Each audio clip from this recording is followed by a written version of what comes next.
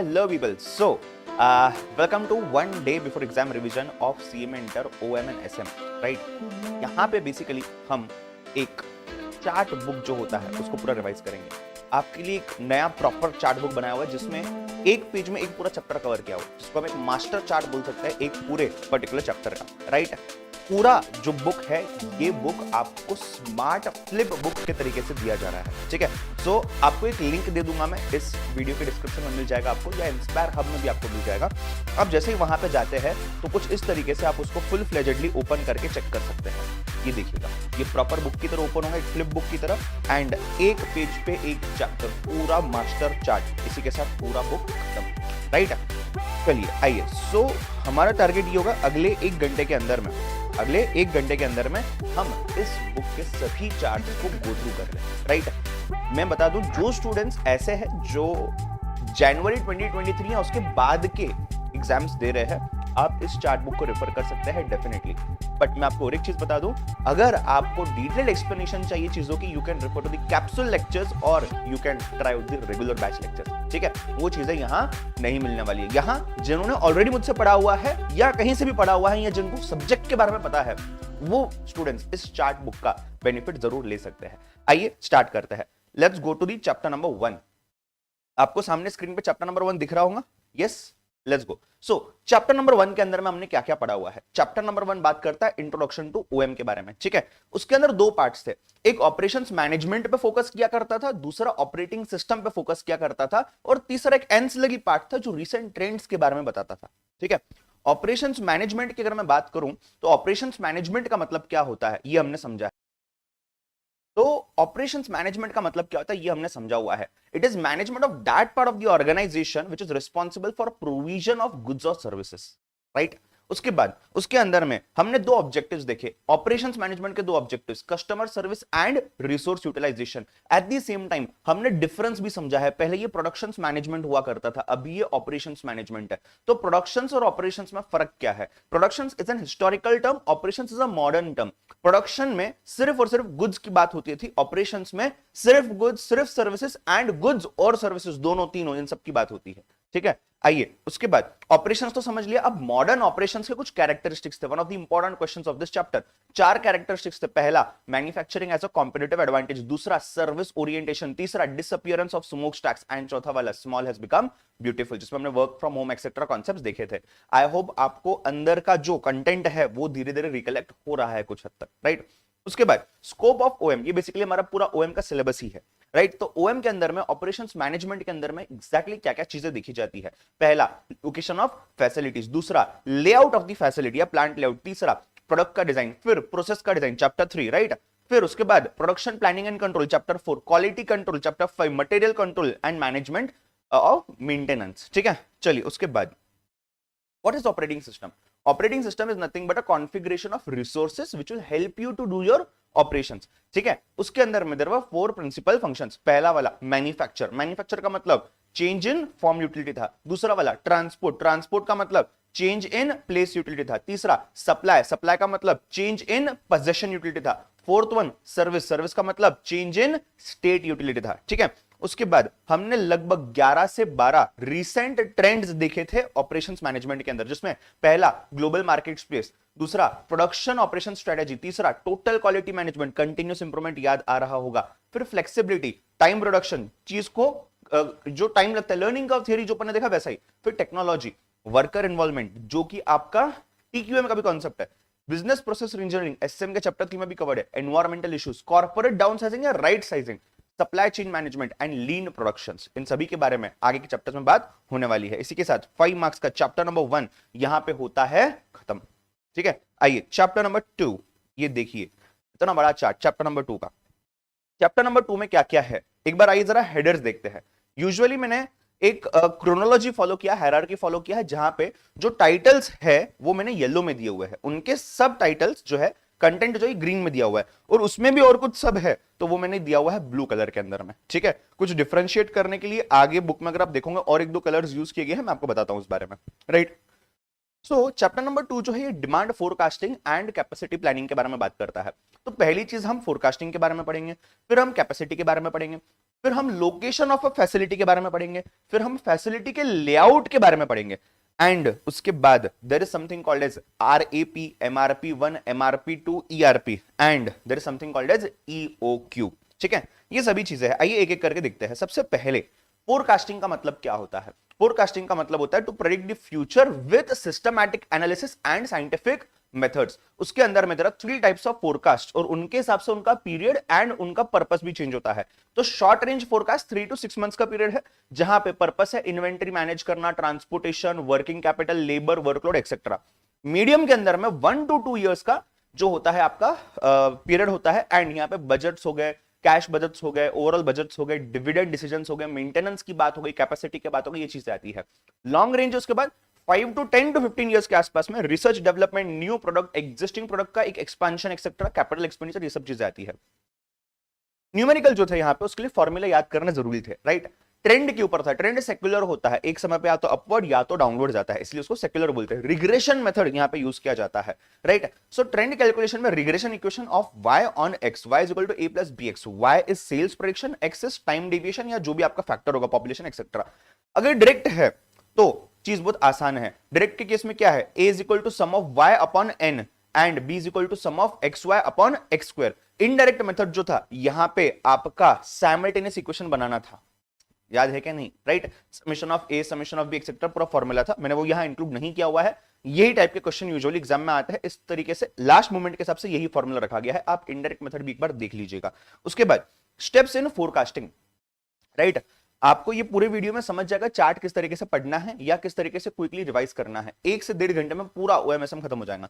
Steps in forecasting, steps में क्या थे, 5 या 6 स्टेप्स थे। पहला क्या था, स्पेसिफाई द ऑब्जेक्टिव। पहले ऑब्जेक्टिव समझिए, पर्पस समझिए, फिर टाइम पीरियड डिटरमाइन करिए, फिर मेथड सेलेक्ट करिए। सर मेथड कहां है, ये मेथड देखेंगे अपन, ठीक है। मेथड के बाद डेटा कलेक्ट करना चालू करिए। डेटा 2 टाइप का, प्राइमरी भी है, सेकेंडरी। प्राइमरी मैंने डेटा यूज किया है और मैं ही उसको, यू कैन से मतलब मैंने उसको लिया है, कलेक्ट किया और मैं ही यूज कर रहा हूं। सेकेंडरी मतलब और किसी ने लिया हुआ है डेटा, कलेक्ट किया और मैं उसको यूज कर रहा हूं, ठीक है। And final you need to act, you need to actually forecast, ठीक है। मेथड्स के अंदर में पहला सर्वे ऑफ बायर्स इंटेंशन, दूसरा यूजर एक्सपेक्टेशन भी था उसमें, तीसरा collective opinion, fourth market test method, fifth group executive judgement, sixth expert का opinion, seventh trend projection calculation, and eighth is also calculation moving average method, ठीक है। हम forecast करते क्यों हैं, क्या इंपॉर्टेंट क्यों करते हैं, why is forecasting important, what is importance of forecasting.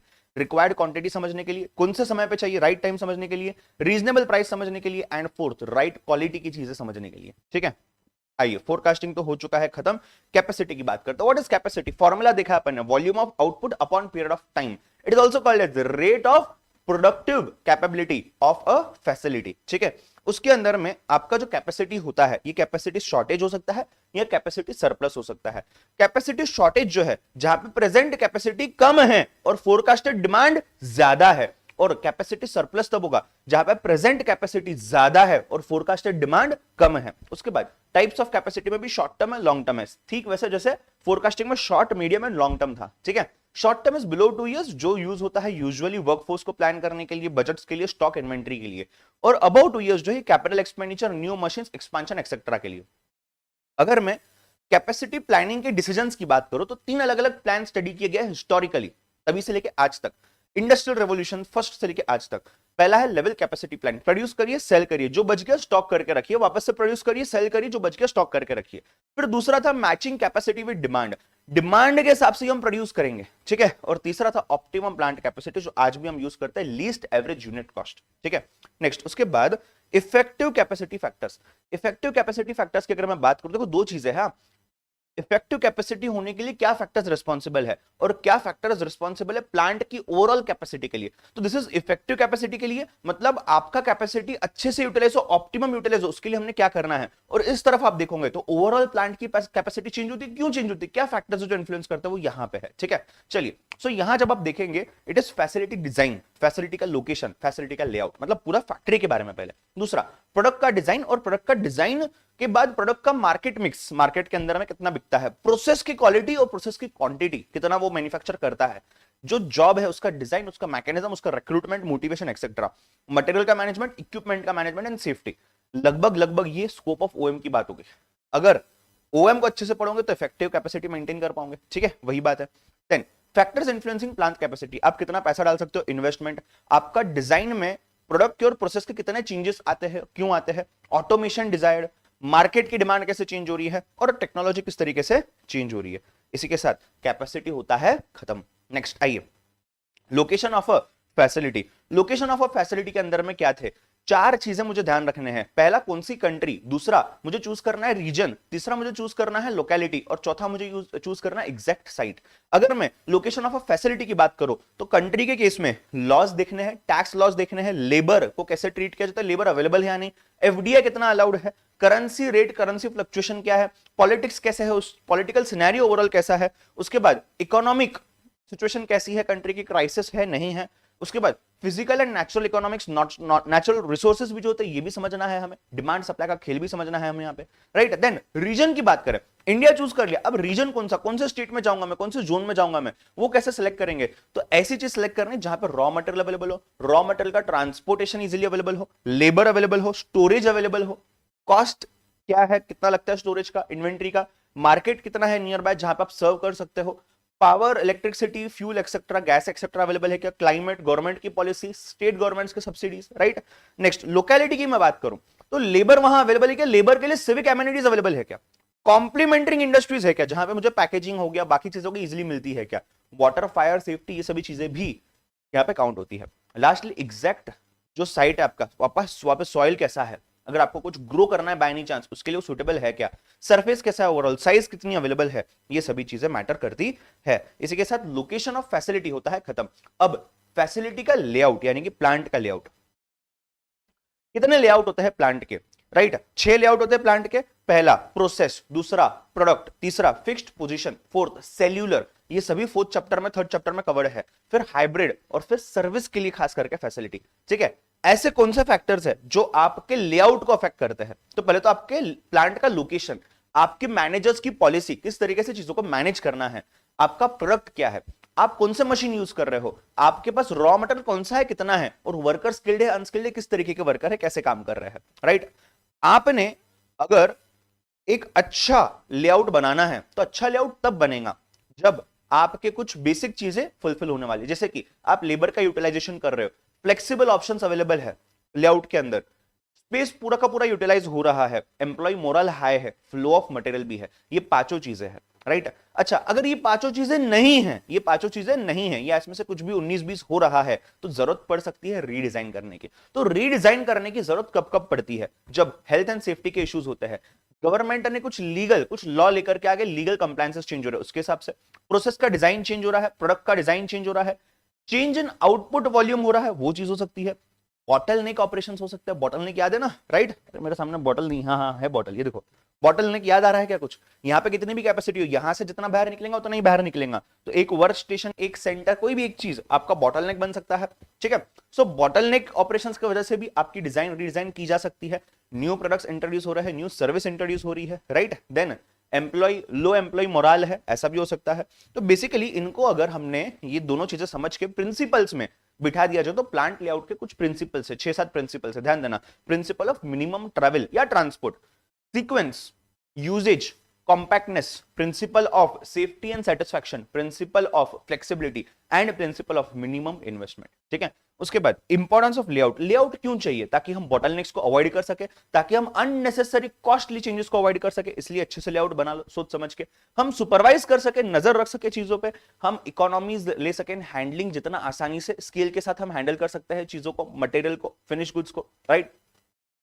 Quality control में हेल्प करेगा ये, एम्प्लॉय मोराल में हेल्प करेगा ये, बिकॉज हमें काम करने में मजा आएगा और हमें मोटिवेशन भी मिलेगा उसी तरीके से, एंड लास्टली लेबर का अच्छा यूटिलाइजेशन भी हो जाएगा। इसी के साथ पार्ट नंबर 4 फैसिलिटी लेआउट होता है खत्म, ठीक है। ये देखो मेरे ख्याल से ना, ये जो चार्ट्स मैंने आपके लिए बनाया है ना, इसमें आपको एक और चीज की हेल्प होने वाली है, आपको स्ट्रक्चर समझने आ जाएगा चैप्टर का, इस एंड मोमेंट पे आप एग्जाम में फिगर आउट कर पाओगे चीजों को इजीली, ठीक है। चलिए, so not only just recollecting the points but also lot of stuff. चलिए, पहले क्या था, आरएपी था, फिर एमआरपी 1 आया, फिर एमआरपी 2 आया और फिर ईआरपी आया। आरएपी की अगर मैं बात करता हूं, it is intermediate term planning decision, जो 3 महीने से 1 साल तक या उससे ज्यादा भी हो सकता है। इसमें शॉर्ट टर्म भी आ गया, इसमें मीडियम टर्म भी आ गया, इसमें लॉन्ग टर्म भी आ गया। स्ट्रेटेजीज क्या यूज होती है, आप वर्कफोर्स की साइज वेरी कर दीजिए, आप आवर्स वर्क वेरी कर दीजिए, आप इन्वेंटरी लेवल्स को चेंज करिए, आप सब कॉन्ट्रैक्ट करिए। इसके ऊपर हमने एक practical question plan A B C भी सॉल्व किया हुआ है, ठीक है। Next MRP1 material requirement planning, MRP2 manufacturing resources planning, ठीक है। ये रिसोर्सेज एग्रीगेट प्लानिंग था और ERP एंटरप्राइज रिसोर्सेज प्लानिंग, ठीक है। MRP1 में MPS नाम की चीज से डिस्कशन किया था हमने, that is master production schedule, जो बैकवर्ड प्लानिंग करता है, जिस दिन डिलीवरी करनी है उससे ऑपरेशंस को कितना समय लगेगा, रॉ मटेरियल कब आएगा, लेबर कितना लगेगा। फंक्शंस क्या है MRP1 के, ये बेसिस देता है हमें डिसीजंस के लिए, प्लानिंग के लिए, ये हमें प्लान और कंट्रोल करने के लिए हेल्प करता है हमारे ऑर्डर्स को और हमारे प्रायोरिटी बेस्ड ऑर्डर्स को, राइट। नेक्स्ट ऑब्जेक्टिव्स क्या है MRP1, इसके नीचे की चीज है ये MRP1 के ऑब्जेक्टिव्स, MRP1 के एडवांटेजेस, MRP1 के डिसएडवांटेजेस। तो ऑब्जेक्टिव्स क्या है, इन्वेंटरी रिड्यूस हो जाएगा, कम से कम स्टॉक में रखना पड़ेगा, स्टोरेज का कॉस्ट रिड्यूस हो जाएगा, लीड टाइम रिडक्शन हो जाएगा, जब चीज जरूरत है तभी आएगी, ये रॉ मटेरियल क्यों ना हो, ये फिनिश गुड्स क्यों ना हो, दोनों भी चीजों में, ठीक है। उसके बाद अगर आप देखते हो रियलिस्टिक डिलीवरी कमिटमेंट, बिकॉज जब चीज बन जाती है उसको डिलीवर करने के लिए भी हम इमीडिएट डिलीवर कर देते हैं, और एफिशिएंसी प्रोडक्टिविटी ओवरऑल इंक्रीज हो रही है। What are advantages and disadvantages of MRP1। Advantages की अगर मैं बात करता हूं, राइट, एडवांटेजेस की अगर मैं बात करता हूं यहां पे, सो एडवांटेजेस इज रिडक्शन होता है किसमें, इन्वेंट्री में, आइडल टाइम में और सेटअप कॉस्ट में, ठीक है। हम बेटर रिस्पांस दे सकते हैं कस्टमर को भी और उसको सेटिस्फैक्शन सर्विस भी दे सकते हैं। हमारी एबिलिटी बढ़ जाती है शेड्यूल को मॉडिफाई करने की और प्राइस को कॉम्पिटिटिव रखने के लिए, and it supports in capacity planning, plus it supports us in the form की हमें स्पीड अप कब करना है प्रायोरिटी वाले ऑर्डर्स के लिए, and it helps the manager to use the schedules properly, ठीक है। बट कुछ डिसएडवांटेजेस भी है, like lack of top management commitment, एक बार बोल के करना है वो इंप्लीमेंट करने नहीं आते। दूसरा, accepted as a total and stand alone system, आप इस सिस्टम को और किसी सिस्टम के साथ मर्ज नहीं कर सकते। MRP and just in time साथ में आज भी प्रॉब्लम है, नहीं हो सकता ये। एक्यूरेसी जो है यहां पे एक्यूरेसी तो आएगी, बट एक्यूरेट चीजें बहुत कम आएगी, बिकॉज ये एक अकेला सिस्टम पे बिलीव करना पड़ेगा। लास्टली रिजिडनेस है, चेंजेस इजीली नहीं, फ्लेक्सिबिलिटी कम हो जाती है। Whereas MRP2 की अगर मैं बात करूं तो ये टोटल बिजनेस प्लान को छोटे छोटे डिटेल्ड स्पेसिफिक टास्क में बांट देता है, सो दैट हम इवेल्युएट इजीली कर सके और हम लोगों को रिस्पॉन्सिबल ठहरा सके। MRP2 हमें हेल्प करता है to calculate when, what, how many materials required and when to order them, ठीक है। ERP जो है एंटरप्राइजेस रिसोर्सेज प्लानिंग, पूरे ऑपरेशंस को मर्ज कर देगा, मतलब सिर्फ ऑपरेशंस में, सब डिपार्टमेंट्स को। तो integrated business processes, automate them and reduce the cost, reduce the errors, increase the accuracy, efficiency, productivity. Last part है चैप्टर का EOQ। EOQ का फॉर्मूला क्या है, economic order quantity, economic batch quantity, 4-5 नाम थे, √2AS/C, राइट। उसके अंदर 3 और फॉर्मूला देखे थे, पहले ये समझेंगे फिर ये। Reorder level is maximum usages into maximum lead time.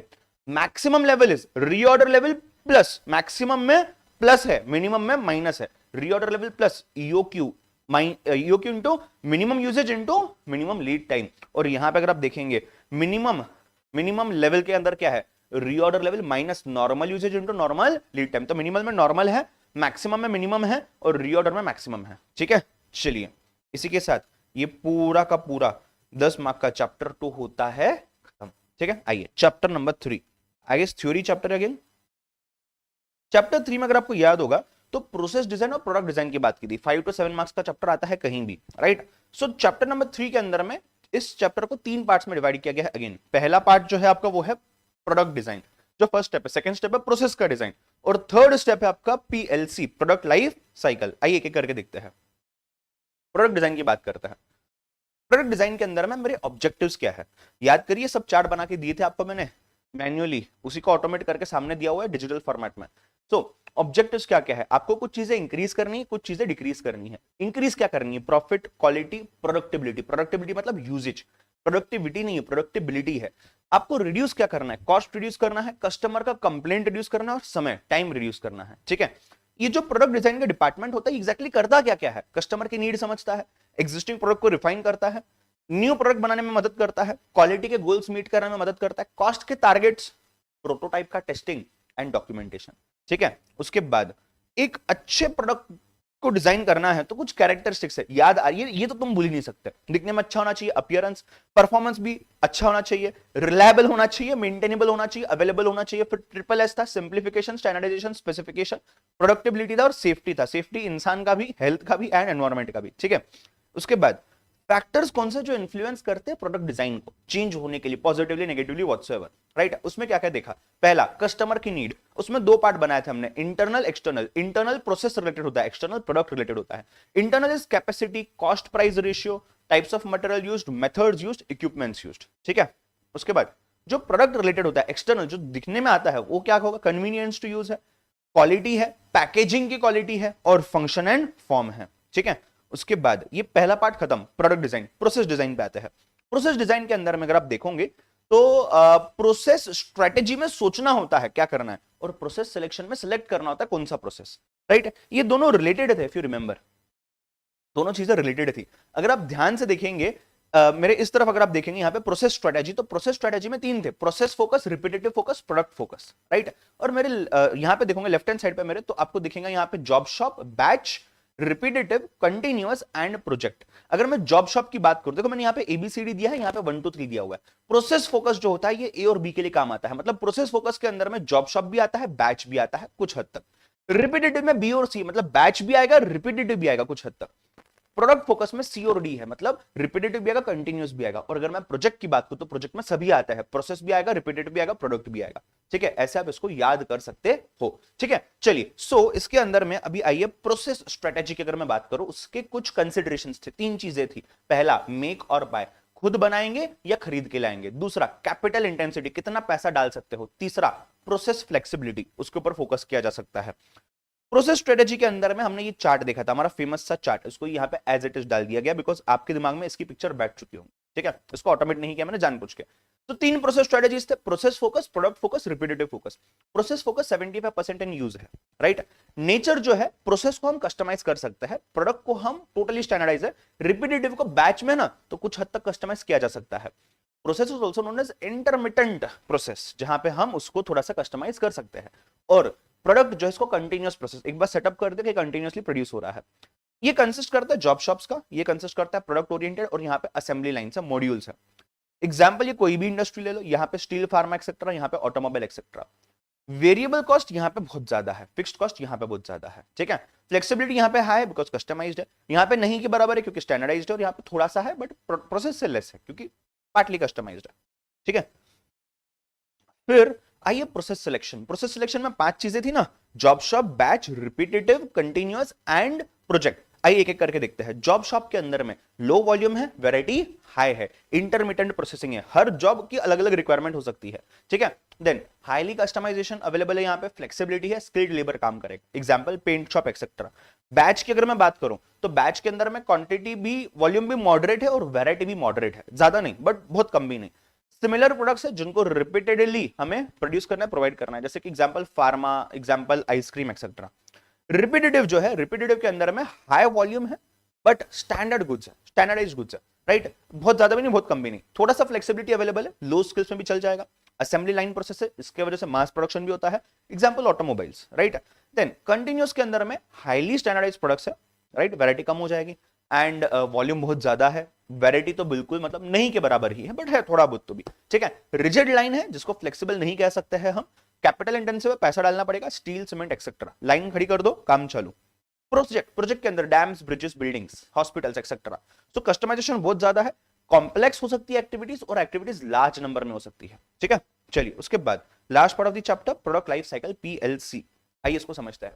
Product life cycle में 4 स्टेजेस है, राइट। इंट्रोडक्शन, उसके बाद ग्रोथ, उसके बाद मैच्योरिटी, उसके बाद डिक्लाइन।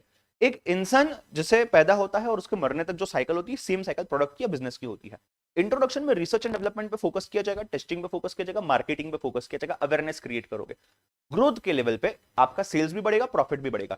मैच्योरिटी पे ये कम होना चालू हो जाएंगे बट डिक्लाइन तक प्रॉफिट्स कम हो जाएंगे बट सेल आपका शायद होते रहेगा धीरे धीरे, ठीक है। इसी के साथ चैप्टर 3 होता है खत्म। So let's go to chapter number 4।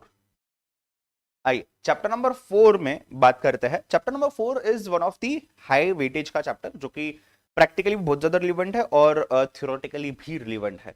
लगभग 20 मार्क के आसपास इस चैप्टर में से चीजें पूछी जा सकती है इजीली। अच्छा, चैप्टर के अंदर में क्या क्या है? चैप्टर को 3 हिस्सों में बांटा गया है, राइट। पहला हिस्सा क्या है? कंट्रोल का। अगर आप देख सकते हो कंट्रोल, जहां पे हम चेक पॉइंट इंस्टॉल करेंगे, रेड फ्लैग्स लगाएंगे अगर कोई दिक्कत आती है, सो दैट हमारा हम इंश्योर करेंगे हमारा टारगेट अचीव हो रहा है, हमारा अचीवमेंट जो है ये अकम्प्लिश हो रहा है। दूसरा पार्ट जो है इंस्पेक्शन है। इंस्पेक्शन इसी में से निकल के आता है, हम देखेंगे। इंस्पेक्शन में हम क्या करेंगे, हम चेक करेंगे, डायग्नोस करेंगे कि एग्जैक्टली दिक्कत क्यों है, हम काम क्यों नहीं कर पाए हैं। इसमें वर्क स्टडी वगैरह के कॉन्सेप्ट देखे थे अपन ने। तीसरा जो है करेक्शन, जहां पे हम मॉडिफाई करेंगे मेथड्स को टू अचीव द टारगेट, और करेक्शन के अंदर में बहुत सारे टेक्निक्स हमने देखे थे, राइट। अच्छा, करेक्शन करने की नौबत ही ना आ पड़े इसलिए भी हम इन टेक्निक्स को यूज करते हैं अलग अलग तरीके से। आइए लेट्स गो। सो नाउ पहला पॉइंट आते हैं, फर्स्ट पॉइंट पे। देखिए, एक पेज 20 मार्क खत्म। कितना? एक पेज, इतना पेज 20 मार्क खत्म। आइए, सो पहला प्रोडक्शन कंट्रोल के कुछ टाइप्स थे, जैसे कि ब्लॉक कंट्रोल था, फ्लो कंट्रोल था, लोड कंट्रोल था, ऑर्डर कंट्रोल था, स्पेशल प्रोजेक्ट कंट्रोल था और बैच कंट्रोल था। ठीक है, अलग अलग इंडस्ट्रीज में ये कंट्रोल्स को यूज किए जाते हैं, हमने वो इंडस्ट्री के नाम भी देखे हुए थे। ठीक है, फंक्शंस क्या है प्रोडक्शन कंट्रोल के? 6 फंक्शंस है। प्लान करना, रूट करना, शेड्यूल करना, डिस्पैच करना, फॉलो अप करना जो मैनुअल एक्टिविटी हो सकती है, और इंस्पेक्ट करना। और यही इंस्पेक्शन से यहां की ये चीजें आ जाती है। आइए पहले इंस्पेक्शन को समझते हैं। इंस्पेक्शन के अंदर में हमें ये समझना है कि क्यों दिक्कत हो रही है, क्या दिक्कत हो रही है। तो हमने वर्क का स्टडी करना पड़ेगा। जब तक हम स्टडी नहीं करेंगे हम इंस्पेक्ट नहीं कर पाएंगे, हम डायग्नोज नहीं कर पाएंगे। ठीक है, सो वर्क स्टडी के अंदर में 4 स्टडीज आती है। पहला जो आता है ये है मेथड स्टडी। मेथड स्टडी के साथ साथ आप वर्क मेजरमेंट को समझ सकते हैं। और मेथड स्टडी के अंदर आता है मोशन स्टडी, और वर्क मैनेजमेंट के अंदर आता है time study. Basically this is relating to time, this is relating to the method that you are doing. मतलब मूवमेंट कैसे होता है मटेरियल का, मशीन्स का, यहां है। टाइम कितना लगता है, कितना लगना चाहिए, वो यहां है। ठीक है, सो वर्क स्टडी के अंदर में method study, work measurement, method study के अंदर में मोशन, और वर्क मेजरमेंट के अंदर में टाइम स्टडी। मेथड स्टडी जो है ये एग्जामाइन करता है facts and developed most practical and economical and effective methods. और मोशन स्टडी बोलते हैं हम ऑब्जर्व करेंगे और मिनिमाइज करेंगे जो भी मूवमेंट्स है उसको, जो अननेसेसरी मूवमेंट हो रही है उनको एलिमिनेट कर दो, reduce the waste and find the best job find the best method of doing a particular job. Work measurement बोलता है measure the quantity of work involve, कितना क्वांटिटी है, और कंपाइल करिए स्टैंडर्ड टाइम उन सभी एक्टिविटीज का। ठीक है, टाइम स्टडी बोलता है track the time consumed, identify standard time to perform the task and increase the productivity. ठीक है, उसके बाद नेक्स्ट यहां पे देखिएगा। सो ये इंस्पेक्शन देख लिया अपन ने। अब ये रूटिंग और शेड्यूलिंग को समझते हैं। शेड्यूलिंग जो है ये देखिए, ये पूरे यहाँ के इतने पार्ट में, ये इतना जो पार्ट है आपका पूरा, ये पूरे पार्ट में शेड्यूलिंग और रूटिंग को मैंने कवर किया हुआ है। ठीक है, शेड्यूलिंग जो है it is nothing but a process of arranging, controlling and optimising work and the workload, right. Routing जो है ये प्रीरिक्विजिट है शेड्यूलिंग का। Both are interconnected, interdependent. आप रूट जो है आप कर लोगे, बट शेड्यूलिंग नहीं करते तो रूट करना डिफिकल्ट है। But at the same time अगर मैं ऐसा बोलता हूं कि आपने शेड्यूलिंग कर दिया और रूटिंग हुआ ही नहीं है तो भी दिक्कत है। तो दोनों इंटरकनेक्टेड, दोनों इक्वली इंपॉर्टेंट है। ठीक है, फैक्टर्स अफेक्टिंग शेड्यूलिंग, पहला सबसे पहला routing, routing change, scheduling change. Method of production, quantity कितना प्रोड्यूस करना है, रॉ मटेरियल का ट्रांसपोर्टेशन कैसे होना है, कैपेसिटी कितनी है। ठीक है, इसके लिए कुछ प्रिंसिपल्स बनाए गए हैं। देयरफॉर फैक्टर से ही प्रिंसिपल्स क्या है शेड्यूलिंग के? Principle of optimum task force, principle of optimum production plan, principle of optimum operation sequence. तो तीनों भी ऑप्टिमम प्रिंसिपल से, पहला टास्क साइज के लिए है, साइज के लिए बेसिकली, दूसरा प्लानिंग के लिए है, और तीसरा ऑपरेशन सीक्वेंस के लिए है। ठीक है, शेड्यूलिंग के कुछ सिस्टम्स होते हैं, यूजुअली 3 सिस्टम होते हैं। पहला सिस्टम जो है यूनिट सिस्टम है, दूसरा सिस्टम है बैच, तीसरा सिस्टम है मास। बैच और मास की बात ठीक है, यूनिट में कुछ सब बाइफर्केशंस है। यूनिट में पहला है प्रोजेक्ट, दूसरा है जॉब। और जो पहला है, पहला कौन सा है? प्रोजेक्ट। दूसरा कौन सा है? जॉब। जॉब के अंदर में अराइवल पैटर्न है, प्रोसेसिंग पैटर्न है, मशीन की वैरायटी से, और नंबर ऑफ पीपल इन्वॉल्व है, राइट। इनके हिसाब से आपका सिस्टम चेंज हो सकता है, सिस्टम में आपको वैरायटी दिख सकती है शेड्यूलिंग के। सीक्वेंसिंग के रूल्स है सिंगल फैसिलिटी के लिए, जहां पे एक ही फैसिलिटी काम कर रही है उसके कुछ रूल्स है, जैसे कि फीफो या FIFS, SPT shortest processing time MDD है, लीफो है या एलसीएफएस है, एसएसआरओ है और डीएसआरओ है। ठीक है, ये एमसीक्यू में बहुत बार पढ़ा है हमने। ठीक है, चलिए उसके बाद अब इसकी बात की है शेड्यूलिंग की, तो आइए लाइन बैलेंसिंग और क्यूइंग की भी बात करते हैं। ये इतने में मैंने सिर्फ लाइन बैलेंसिंग समझा हुआ, इसका प्रैक्टिकल फॉर्मूला नहीं था, दिमाग से हमने सॉल्व किया हुआ था। तो लाइन बैलेंसिंग क्या है? अरेंजिंग अ प्रोडक्शन लाइन, एक पूरी लाइन बनाइए, लाइन को बैलेंस इस तरीके से करिए सो दैट पूरा फ्लो आपका मैनेज हो रहा है और कोई भी एक स्टेशन पे ज्यादा लोड नहीं आ रहा है, कोई भी दूसरे स्टेशन पे आइडल भी नहीं है। तो ज्यादा लोड आ गया तो डिले हो जाएगा, तो हमें डिले भी नहीं चाहिए, तो ज्यादा लोड भी नहीं डालना है। और अगर लोड बहुत कम है तो आइडल टाइम आ जाएगा, तो हमें आइडल टाइम भी नहीं चाहिए। ठीक है, चलिए क्यूइंग की बात करते हैं। क्यूइंग के अंदर में पहले तो एलिमेंट्स, इसमें कुछ फॉर्मूला भी थे छोटे मोटे, हमने दिमाग से भी सॉल्व किया हुआ है, फॉर्मूला भी यूज किया हुआ है, मैंने उनको यहाँ पे ज्यादा इंक्लूड नहीं किया है। आप इस चीज पे पहले ध्यान दीजिए। ठीक है, एलिमेंट क्या है क्यूइंग के? 3 एलिमेंट्स है, arrival process, service systems, Q structure, आपको शायद वो डायग्राम्स याद आ रहे होंगे, हमने अलग अलग डायग्राम्स देखे थे इसमें, मॉड्यूल से दिखवाए थे मैंने आपको डायरेक्ट, ठीक है। सो अराइवल प्रोसेस जो है ये तीन चीजों की वजह से वेरी हो सकता है, उसमें तीन सब एलिमेंट्स है। पहला according to sources which is infinite finite हो सकता है, दूसरा अकॉर्डिंग टू नंबर्स इंडिविजुअल हो सकता है, ग्रुप में लोग आ रहे हैं, तीसरा अकॉर्डिंग टू लाइन हो सकता है, रेगुलर लोग है इरेगुलर लोग। ये पूरी सर्विस इंडस्ट्री है, तो सर्विस इंडस्ट्री के हिसाब से अराइवल कस्टमर कब होता है।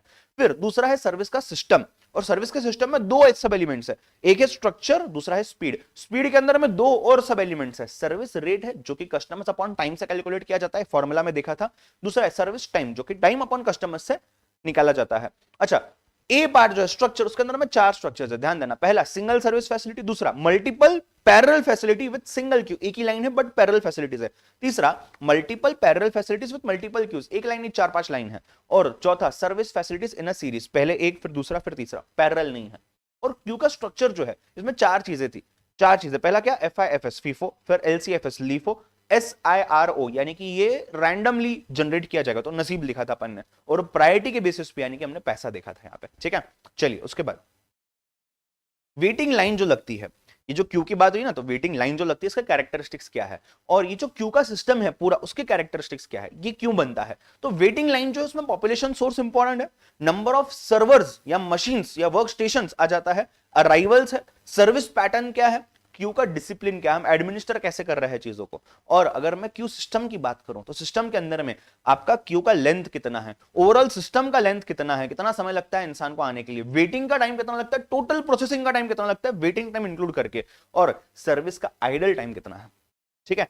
वेटिंग लाइन परफॉर्मेंस की अगर मैं बात करता हूं तो उसको मेजर कैसे करते हैं, पहला average number of customers waiting in the line और इन द सिस्टम, इससे भी मेजर करते हैं, दूसरा average time the customers wait in the line और इन द ओवरऑल सिस्टम, तीसरा सिस्टम का यूटिलाइजेशन, चौथा implied cost of given capacity level, पांचवा probability of arrival that will the customer have to wait over there, ठीक है। ये सभी चीजें, आइए आगे।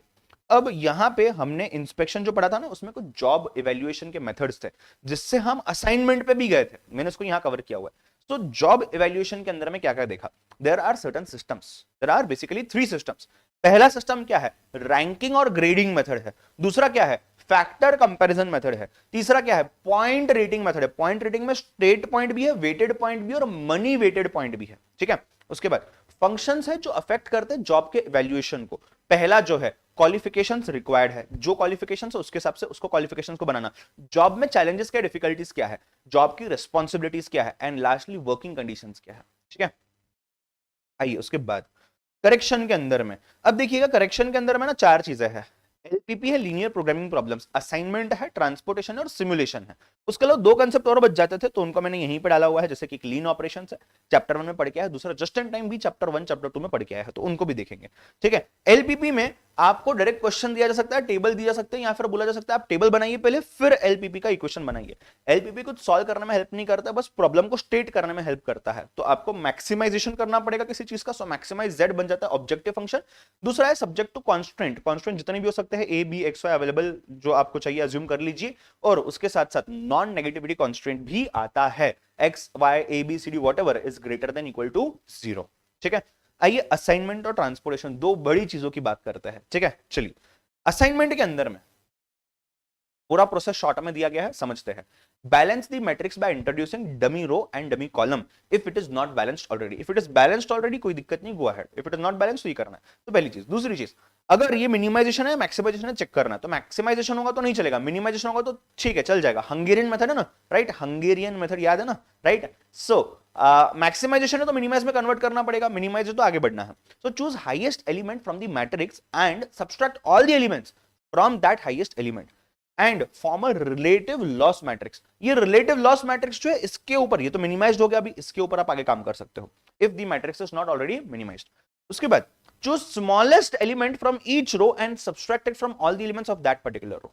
So respective row, smallest respective element subtract from all the elements of that respective row. Do this row operations for all the rows and similar column operation for all the columns. पहले row operation करेंगे फिर column operation करेंगे. Select all the zeros that are available.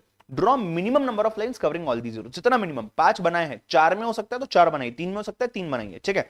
If number of lines are not equal to the order of the matrix, order of matrix मतलब number of rows and columns equal हो सकता है ना, equally होने चाहिए rather, right?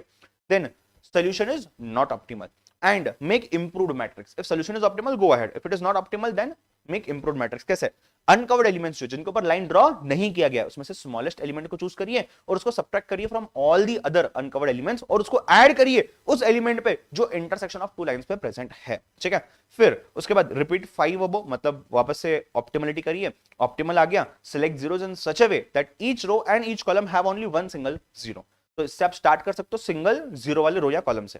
Final optimal table बनाइए और original matrix जो क्वेश्चन में दिया हुआ है उसमें से जाकर के आंसर फाइनल हो जाएगा। इसी के साथ असाइनमेंट होता है खत्म। ट्रांसपोर्टेशन के अंदर में पहले अगेन बैलेंस करेंगे। So balance the question by introducing dummy row or column with the difference of total demand and supply if not balanced already। देखो यहां पे बैलेंस करना मतलब टोटल सप्लाई टोटल डिमांड का डिफरेंस, वहां बैलेंस करना मतलब क्या, number of rows number of columns का डिफरेंस, ठीक है। डमी रो डमी कॉलम का कॉस्ट हमेशा आएगा जीरो, ड्यूरेशन हमेशा आएगा जीरो, ठीक है। चलिए उसके बाद number 2, choose highest element from the matrix and subtract it from all the elements. Subtract all the elements from it and form a relative loss matrix if matrix is not already for minimized। अगर maximise के लिए तो करना पड़ेगा। Method select करना है NWCR north west corner rule method, LCM least cost method and VAM Vogel's approximation method. कुछ भी नहीं दिया बाय डिफॉल्ट, VAM का प्रोसेस देखते हैं। NWCR में नॉर्थ वेस्ट से रिप्लेस हो जाएगा वो, LCM में लीस्ट कॉस्ट से रिप्लेस हो जाएगा। अलोकेशन का प्रोसेस रिमेन्स दी सेम।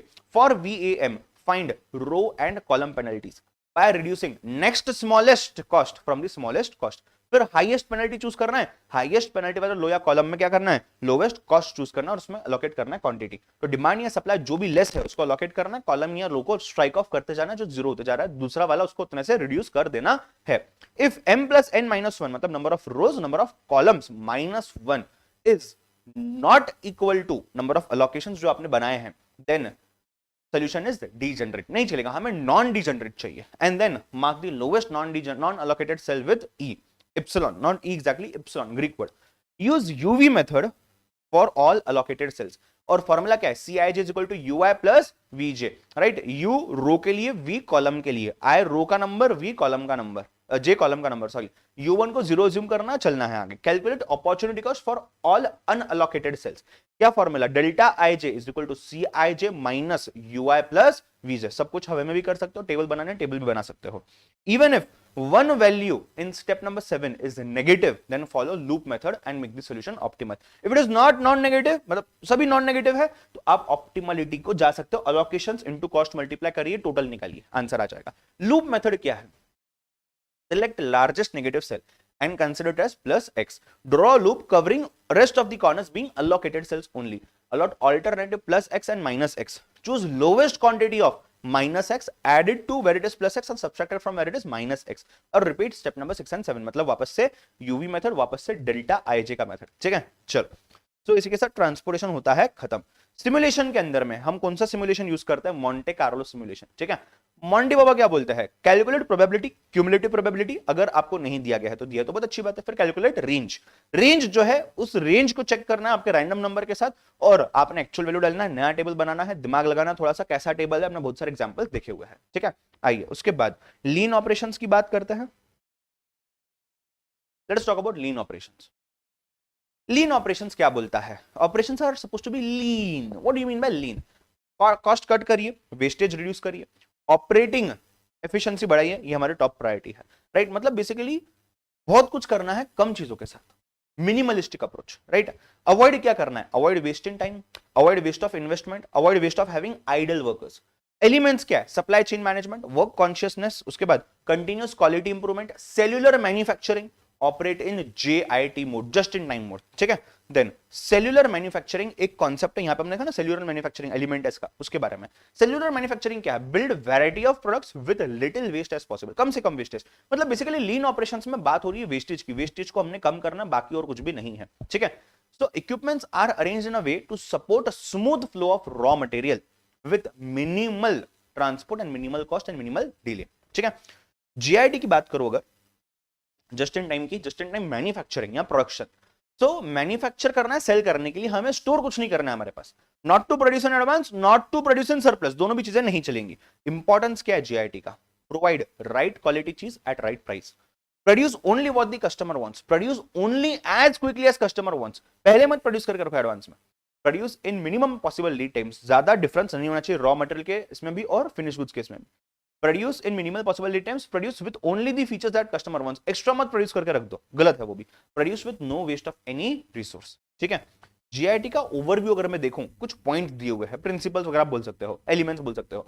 तो पहला इन्वेंटरी रिडक्शन, दूसरा क्वालिटी का इंप्रूवमेंट, तीसरा lead time reduction, fourth vendor के ऊपर control, fifth continuous improvement, sixth preventive maintenance and seventh strategic gain. इसी के साथ पूरा चैप्टर 4 होता है खत्म। आइए चैप्टर नंबर 5। चैप्टर नंबर 5 में there were 3 parts and few different formulas जो मैंने यहां पे लिखे हुए हैं। पहला पार्ट बात करता था प्रोडक्टिविटी मैनेजमेंट के बारे में, दूसरा पार्ट बात करता है टोटल क्वालिटी मैनेजमेंट के बारे में, टीक्यूएम के बारे में, जो चैप्टर 1 से हम लेकर के आए हैं। तीसरा पार्ट जो है बात करता है आईएसओ क्वालिटी स्टैंडर्ड्स के बारे में। आइए सभी चीजों को समझते हैं।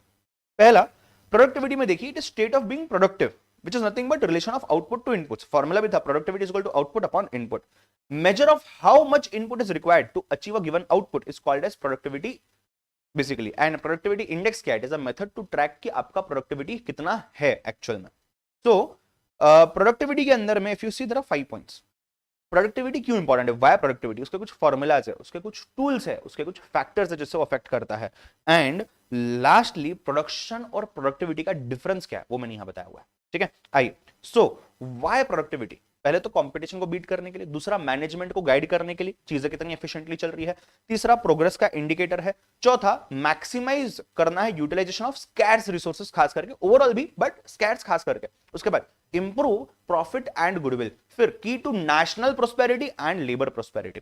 फॉर्मूला में अलग अलग टाइप के फॉर्मूलाज थे, as and how required you can use it. Numerator में बेसिकली हमेशा आउटपुट आएगा, यूनिट्स में हो, आवर्स में हो, वैल्यू में, व्हाटसोएवर, राइट। सो जैसे कि पहला output units upon total man hours, दूसरा नेट प्रॉफिट फाइनेंस के लिए अपॉन कैपिटल एम्प्लॉयड, तीसरा added value upon labour cost, added value upon conversion cost, overhead cost, output value upon number of workers या number of man hours जो ऊपर था, output value upon units of material used, output value upon energy used. ठीक है, then tools क्या है productivity को बढ़ाने के लिए, मेजर करने के लिए एक्सेट्रा।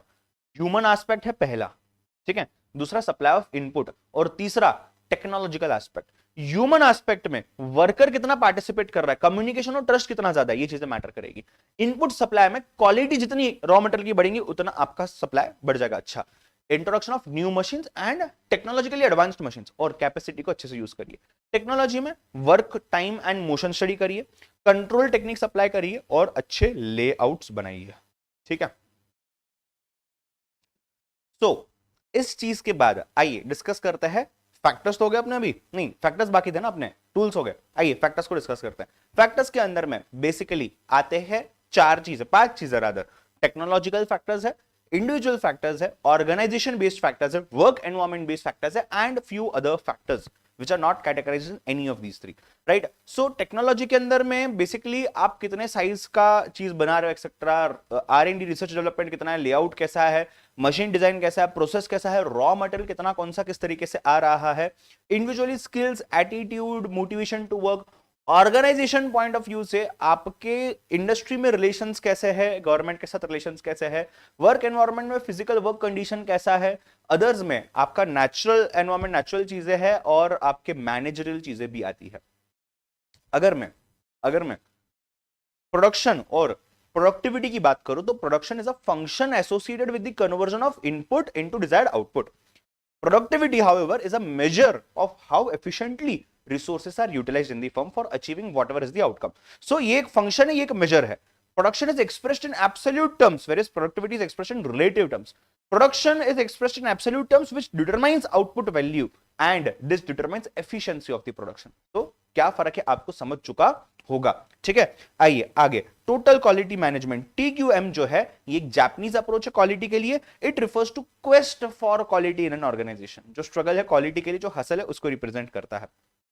अगेन देखिएगा 4 चीजें हैं, philosophies of TQM, essentials of TQM, underline principles of TQM and scope of TQM.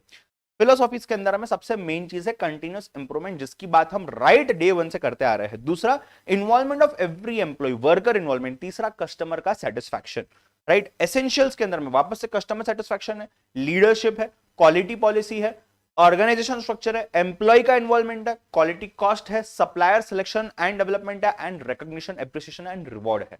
ठीक है, सो बातें सेम है, अगर आप देखोगे तो बस अलग तरीके से लिखा गया है। Underlying principles, again everything is same. Strive for quality. Customer is the creation of quality. Improve process and systems. Quality improvement is continuous, it is never ending. Worker involvement is essential. Ground decisions and action on the basis of knowledge and encourage teamwork and cooperation. Appreciate करना, बातें same है. Scope के अंदर में तीन चीजें हैं. An integrated organizational infrastructure, a set of management practices, a wide variety of tools and techniques, and lastly ISO standard basics, quality certification. इसके अंदर में अगर आप ध्यान से देखेंगे सो आपको याद होगा हमने ये कैप्सूल में भी पढ़ा हुआ है अच्छे से. 9000, 9001, 9002, 9003, 9004. 9000 talks about quality management and quality assurance standards, which talks about guidelines for selecting and using the ISO standard.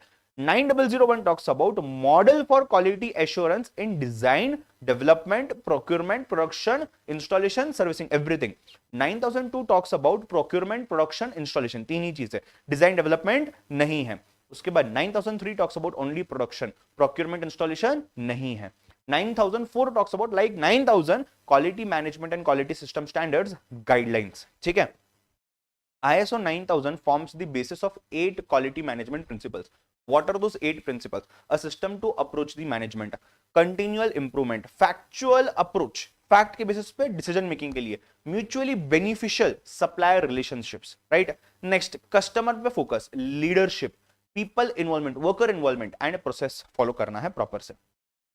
उसमें देखना last version was ISO 9001 2008 and has been replaced further, updated version 9001 2015 from September 2018. नया approach. हमने दो formulas देखे थे, famous formulas, अगर आपको याद होंगे तो इनमें कंफ्यूजन था इसलिए मैंने इनको यहां डाल दिया है. Efficiency of utilisation of labour और productive efficiency of labour. So this is standard labour hours to produce the units upon total labour hours. This is hours which will give us actual output, actual hours upon hours actually used for production. ठीक है. तो यहां पे efficiency दिखाई देगी productive वाली, यहां पे एफिशिएंसी दिखाई देगी यूटिलाइजेशन वाली. उसके बाद आपको याद होगा एमटीबीएफ, एमटीटीआर, तीन चीजें. रिलायबिलिटी कब ज्यादा है? जब एमटीबीएफ ज्यादा होगा. मेंटेनेबिलिटी कब ज्यादा है? जब MTTR, mean time to repair, कम होगा. अवेलेबिलिटी कब ज्यादा है? जब mean time between failures upon mean time between failure plus mean time to repair दोनों मिला के उसके ऊपर यूज करने जितना ये ज्यादा होगा. तो greater this is greater availability, lesser maintainability, greater maintainability के लिए लेसर एमटीटीआर जरूरी है और ग्रेटर रिलायबिलिटी के लिए ग्रेटर एमटीबीएफ जरूरी है. इसी के साथ चैप्टर नंबर 5 होता है. ठीक है. आइए चैप्टर नंबर 6. चैप्टर नंबर 6 को 3 पार्ट्स में डिवाइड किया गया है. प्रोजेक्ट मैनेजमेंट, उसके कुछ डेफिनेशंस, कुछ टाइप जैसे गैंट चार्ट है, सीपीएम है, पर्ट है. सीपीएम पर्ट का डिफरेंस और नेटवर्क डायग्राम का रिलेटेड कुछ बेसिक चीजें और क्रैशिंग मैंने आपके लिए रखा हुआ है जो अपन ने पढ़ा है लास्ट के सेशन में, उसको एक बार आप गो थ्रू कर सकते हो. क्रैशिंग अभी तक एग्जाम में नहीं आया है, शायद आएगा भी नहीं. प्रोजेक्ट मैनेजमेंट क्या है? Project management is a discipline of organising and managing resources in a way that the project is completed within the given scope, quality, time and other cost constraints. ठीक है. पहला major करने का तरीका है Gantt charts. Industry standards है ये जो हेल्प करता है ट्रैक करने में टाइम भी और इंटरडिपेंडेंस बिटवीन द टास्क. कौन सा टास्क किसके ऊपर इंटरडिपेंडेंट है, predecessor, successor etcetera, concurrent activities etcetera. ठीक है. Essential tool to show different jobs, resources involved in the project. ये कुछ इस तरीके से दिखता है. ठीक है. उसके बाद सीपीएम और पर्ट क्या है, जो मेन चीज है. CPM is critical path method. It is crucial for determining progress of the project, ये प्रोजेक्ट है sorry, to ensure that project is on the schedule, within the schedule. ठीक है. helps in determining essential path by finding the largest stretch of dependent task mainly. PERT जो है project evaluation review technique, ये जो है helps analyzing the tasks to complete the project and the time required to complete the project. ये हमें shortest largest में बात नहीं करता, ये कंप्लीट करने को क्या लगेगा, कैसे लगेगा वो. Simplifies the planning and scheduling of large and complex activities. आइए सीपीएम और PERT का डिफरेंस थोड़ा सा जानते हैं. इसके ऊपर भी बातचीत की हुई है हमने, इसको थोड़ा सा समझते हैं. जो सीपीएम होता है यहां दिया हुआ है, PERT यहां दिया हुआ है. सीपीएम इज अ टेक्निक, सही है क्या अभी? हाँ. तो CPM is a technique for planning, scheduling and controlling of projects whose activities are not subjected to any uncertainty and performance times are fixed. It is a deterministic model. However, this is probabilistic model. ये technique है planning, scheduling, controlling की of those activities which are subject to uncertainty in the performance time. यहाँ पे not subjected to uncertainty है. ये activity oriented system है, ये event oriented system है. ये क्लियरली डिफरेंशिएट करता है क्रिटिकल और नॉन क्रिटिकल. कौन सी क्रिटिकल है, जहां पे ज्यादा समय लग सकता है, जहां कम स्लैक है, फ्लोट है etcetera. This does not differentiate between critical non critical. ये बस एक्टिविटीज बनाता है, इवेंट्स बनाता है, चार्ट बना देता है, खत्म। कुछ इस तरीके से यहाँ पे used where overall costs are important, used where resources are available and they are always available whenever required। ये सिविल कंस्ट्रक्शन जैसे चीजों में यूज होता है, ये R&D प्रोजेक्ट्स में समय ही समय है हमारे पास। यहाँ पे समय रिस्ट्रिक्टेड है, focused on time cost trade off, it focuses only upon time. ये रिपीटेटिव प्रोजेक्ट्स के लिए सही है, ये नए प्रोजेक्ट्स के लिए सही है, ठीक है। ये ऐसा कुछ आपका PERT network diagram.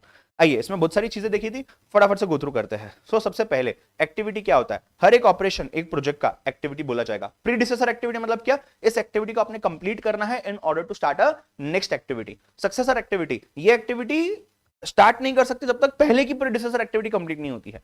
Concurrent activity साथ में जो होती है दोनों भी।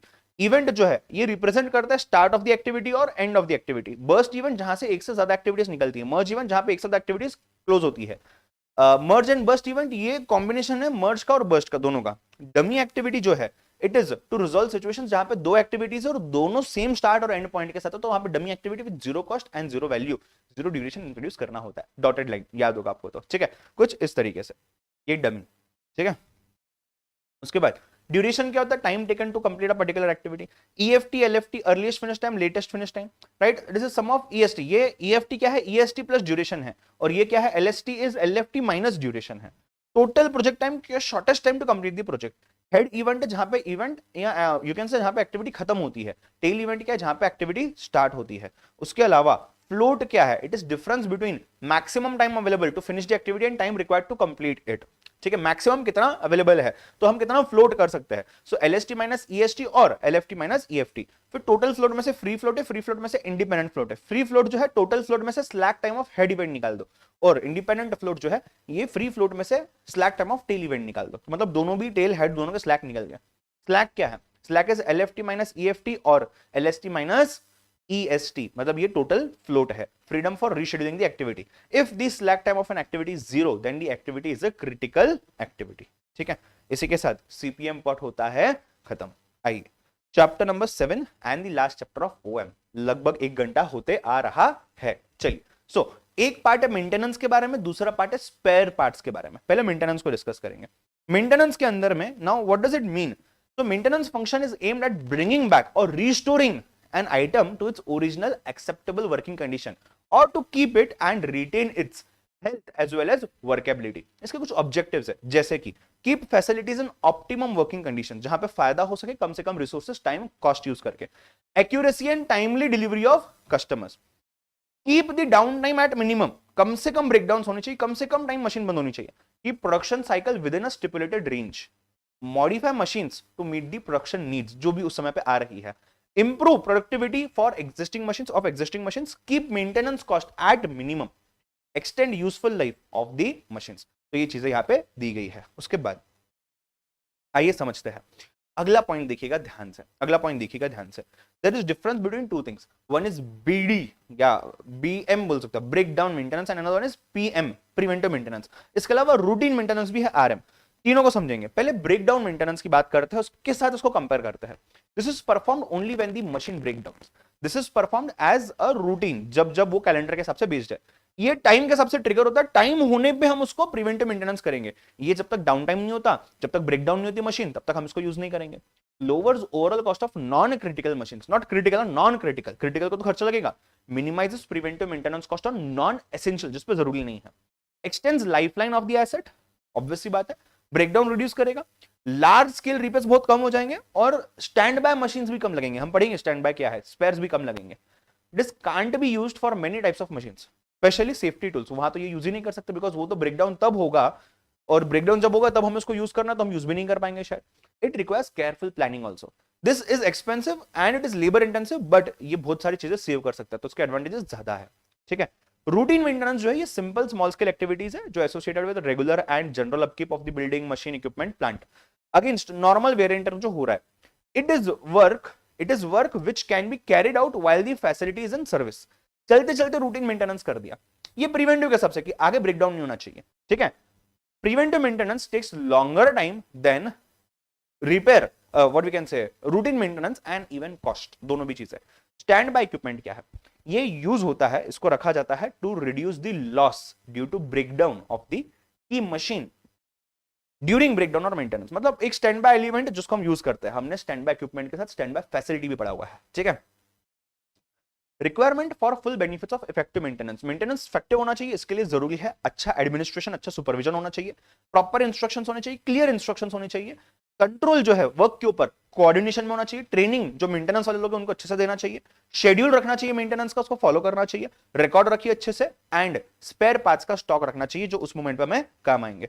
What are the rules for proper control, देखो यहाँ पे प्रॉपर कंट्रोल की बात की थी ना, इन कोऑर्डिनेशन, उसके रूल्स क्या है, पहला मेंटेनेंस का रिक्वेस्ट आना चाहिए, बाद में मेंटेनेंस करिए, दूसरा मेंटेनेंस के स्टोर्स स्पेयर पार्ट्स मेंटेन करिए, तीसरा रिकॉर्ड्स रखिए आपने क्या मेंटेन किया हुआ है, क्या मेंटेन नहीं किया हुआ है, किस पे मेंटेनेंस का खर्चा कितना हुआ है, ठीक है। आइए second part of the chapter, that is spares management. Spares management के अंदर में there are 6 points that we need to see. Basically 4 type के स्पेयर्स होते हैं, regular spares, insurance spares, capital spares, rotable spares. अगर मैं रेगुलर की बात करूं, it is required regularly and in a good number, both reliability and per unit cost of these items are very less. अगर उसको compare करता हूं insurance से, तो ये स्पेयर पार्ट है that you need to hold in your spare parts inventory that you would not expect to use in the normal time, बहुत मुश्किल से यूज होगा, बट अगर इसको यूज करने के लिए आपके पास वो you can say spare part available नहीं है तो नुकसान बहुत ज्यादा सिग्निफिकेंट, बहुत ज्यादा सब्सटेंशियल हो सकता है। उसके बाद capital spare parts which although acknowledged to have a long life or a small chance of failure would cause a long shutdown of equipment because it would take a long time to get a replacement for them, ठीक है। फिर rotatable spheres, generally thought कि ये जो items है generally thought of as items of plant और assets that periodically are changed for overall repair, overall repair के लिए जो चेंज किए जाते हैं। उसके बाद 2 मेन कैटेगरीज, पहला कैटेगरी जो है फास्ट मूविंग स्पेयर्स में आता है जो यूजुअली यूज होता है लार्ज नंबर में, और दूसरा है स्लो मूविंग जो रेयरली यूज होते हैं, right. Then keep a track of, keep a track of किस चीज का ट्रैक रखना है, स्पेयर पार्ट्स के केस में, जैसे हमने मेंटेनेंस की बात की थी, स्पेयर पार्ट में spare parts required for particular type of maintenance, spares received and used in past उसको भी समझना है, scheduled for forthcoming major maintenance services, spare parts vendor के रिकॉर्ड्स होने चाहिए हमारे पास, अर्जेंट में कुछ लगेगा, कुछ बात करनी, कैसे करनी है, forecast future demand for fast moving spares. इसी के साथ चैप्टर होता है खत्म। I can see it is 57 minutes right now, और हमने पूरा ओएम कंप्लीट कर लिया है विद इन वेल टाइम। अगले 15 से 20 मिनटों में एसएम हो जाएगा कंप्लीट। एसएम का पहला chapter introduction to strategic management. आइए let's go. Yes people, so आइए बात करते हैं एसएम के बारे में, ठीक है। एसएम के 3 चैप्टर्स है, पहला चैप्टर इंट्रोडक्शन है, दूसरा एनालिसिस है, तीसरा फॉर्मुलेशन एंड इंप्लीमेंटेशन है, ठीक है। पहले चैप्टर के अंदर में हमने देखा है 4 पार्ट से, ये पूरा समरी सेट आपके पास एज इट इज अवेलेबल है, उसी को थोड़ा सा डिटेल में डिस्कस किया हुआ है। सो पहला पार्ट स्ट्रेटेजी, स्ट्रेटेजिक मैनेजमेंट है, दूसरा विजन है, तीसरा मिशन है, और fourth one is objective and goals. इसके अलावा एक छोटा सा पार्ट और है strategic levels in an organisation, ठीक है। So strategy and strategic management के अंदर में what do you mean by strategy? Strategy is nothing but used to direct the organisation using our own resources in a way to gain advantage, competitive advantage in a business, dynamic business environment to meet our stakeholders expectations. Features क्या है strategy के? Foresight है, long term development है, deals with customer and competitors behaviour है, road map देता है, vision, mission, objective, goals. Characteristics क्या है स्ट्रेटेजी के, और उसी वजह से कुछ कॉन्सिक्वेंसेस आते हैं इसके। कैरेक्टरिस्टिक्स है लॉन्ग टर्म में एडवांटेजेस बन सकता है, एक्सपेक्टेशंस है, major changes in resources to bring major changes in the environment. Consequences क्या है? कॉम्प्लेक्स नेचर हो जाता है, प्रिपेयर्ड इन अनसर्टन सिचुएशंस है, इंटीग्रेटेड अप्रोच है, changes in relationship and network inside and outside the organisation है। कुछ एडवांटेजेस और डिसएडवांटेजेस भी देखे हैं हमने। एडवांटेजेस क्या है? Board of directors discharges responsibility, assessment is forced, understanding मिलता है, मेजर कर सकते हैं प्रोग्रेस को, और provides overall organisational perspective. Disadvantages क्या है? एक्सपेंसिव है, future doesn't happen as predicted है, long term plan versus short term results है, and flexibility is reduced, right. Types of strategy 5 types: intended, realised, unrealised, imposed, emergent. SM का framework क्या है? Google Maps example, current situation, target set करिए, road map बनाइए, shortest and best alternative route select करिए, action, evaluation and control. Importance of strategic management: it helps to discover SWOT, it helps to discover objectives and goals, it provides vision, it provides direction, it helps us to implement changes which will help us to build the organization and to grow. What is the process of SM? Identify, define the purpose, analyze the environment, revise the organizational direction, options of strategy, implement करिए strategy को, evaluate and control, ठीक है। Vision की अगर बात करें, vision का मतलब क्या है? Statement of future, long term होता है, रोड मैप देता है, मिशन, ऑब्जेक्टिव, गोल का। मैनेजमेंट क्या कर रही है बताता है, कैपेबिलिटीज कितने बताता है, पॉलिसीज क्या डिसाइड कर रहे हैं मैनेजर्स बताता है। विजन होने का पर्पस और अच्छे विजन होने के बेनिफिट। विजन होने का पर्पस क्या है? Provides direction, tells us when to change, helps to create passionate environment, creates creativity, promotes entrepreneurship. ठीक है, अच्छे विजन के बेनिफिट्स क्या है? इंस्पायरिंग होता है, जंप अहेड करने में हेल्प करता है, शेयर्ड सेंस ऑफ पर्पस है, कॉम्पिटिटिव रहने में हेल्प करता है, एक्सपेरिमेंटेशन करने में हेल्प करता है, लॉन्ग टर्म थिंकिंग डेवलप करता है, इंटीग्रिटी रखता है। ठीक है, फिर एलिमेंट्स क्या होते हैं विजन के? तो पहला तो इससे मिशन बनता है, दूसरा ये लॉन्ग टर्म पाथ बताता है, और तीसरा ये क्लियरली कम्युनिकेट करना चाहिए। आइए मिशन की बात करते हैं। Defines company's reasons for existence, statement of company intent, company announces what it is providing to the society. और मिशन में क्या क्या चीजें आती है? Definition of product and service, technology used, markets served, what is the need of customer and the competencies. ठीक है, need of mission क्या है? नीड ऑफ मिशन, मिशन क्यों जरूरी है? Unanimity of purpose, provides motivation, helps allocate resources, focal point ही लिखना है, establishes organizational climate and helps to formulate objectives and goals। ठीक है, फॉर्मुलेशन ऑफ मिशन क्या होना चाहिए? मुझे बताते हुए बहुत यू कैन से प्राउड फील हो रहा है दैट हमने बिना किसी नेमोनिक डिवाइसेस के, बिना किसी ऐसा स्टोरी वगैरह के सभी चीजें लर्न की हुई है, आपको सब याद है आई गेस, राइट? चलिए, फॉर्मुलेशन ऑफ मिशन, पहला लॉन्ग टर्म होता है, विजन के सिंक में होता है, दूसरा existing capabilities and future orientation, सिर्फ प्रॉफिट नहीं वैल्यू के ऊपर ध्यान दो, अचीवेबल, मोटिवेटिंग, कस्टमर का इंटरेस्ट एंड इसको कम्युनिकेटेड भी रखना है। ऑब्जेक्टिव्स एंड गोल्स की बात करूं अगर, तो ऑब्जेक्टिव्स जो है इनको फ्रेम किया जाता है विजन से और मिशन से, ये परफॉर्मेंस टारगेट्स है, और जो गोल्स है आपके, right, goals are more specific and more precise.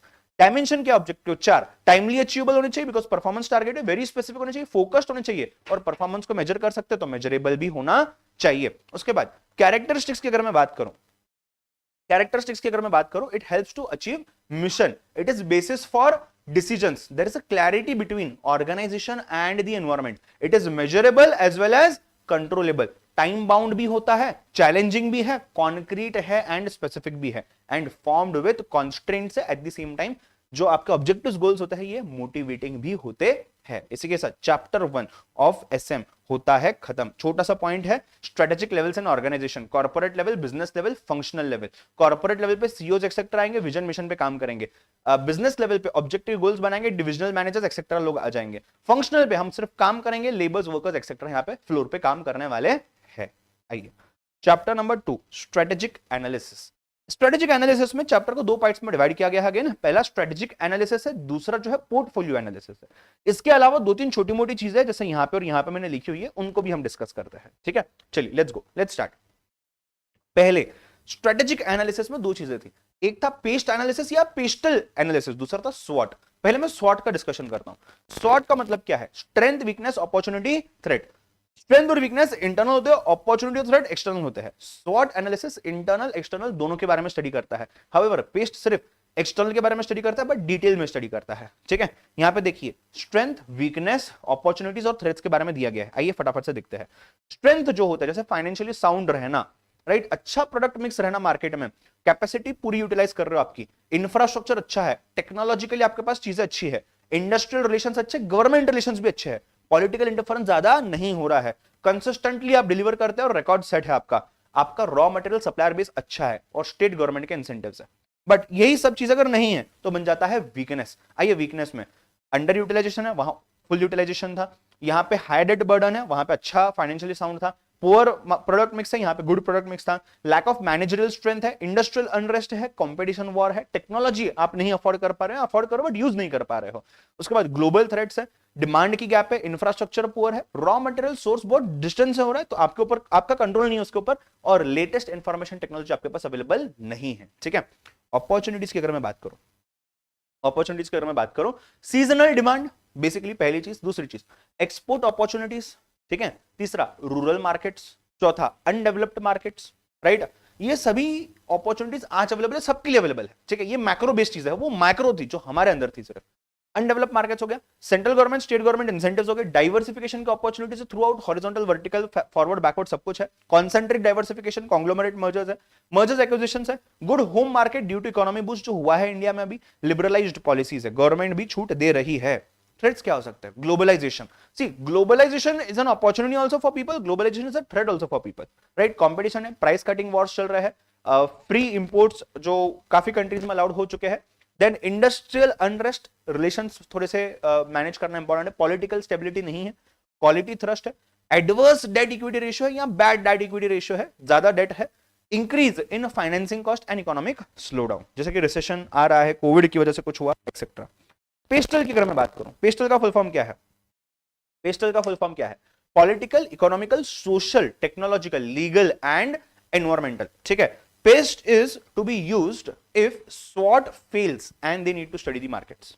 ठीक है, अच्छा, बिजनेस एनवायरमेंट को एनालाइज करने का मतलब इंपॉर्टेंस क्या है, नीड क्या है, क्या जरूरत है, ये हमें बिजनेस स्टैंडिंग बताता है, बिजनेस पोजीशन बताता है, ये हमें इंटरनल एक्सटर्नल फैक्टर्स के बारे में बताता है, ये हमें एक फर्म का रिपोर्ट एसेस करने के लिए हेल्प करता है, ये हमें फ्यूचर को फोरकास्ट करने के लिए हेल्प करता है, ये हमें अलाउ करता है स्ट्रेटेजिक डिसीजंस लेने के लिए, ये फ्यूचर के फेलियर्स को प्रिवेंट कर सकता है एक रियलिटी चेक देते हुए, ये इनेबल करता है हमें इकोनॉमी को समझने के लिए और मार्केट को समझने के लिए, it identifies threats and opportunities, it enables learning about markets as well.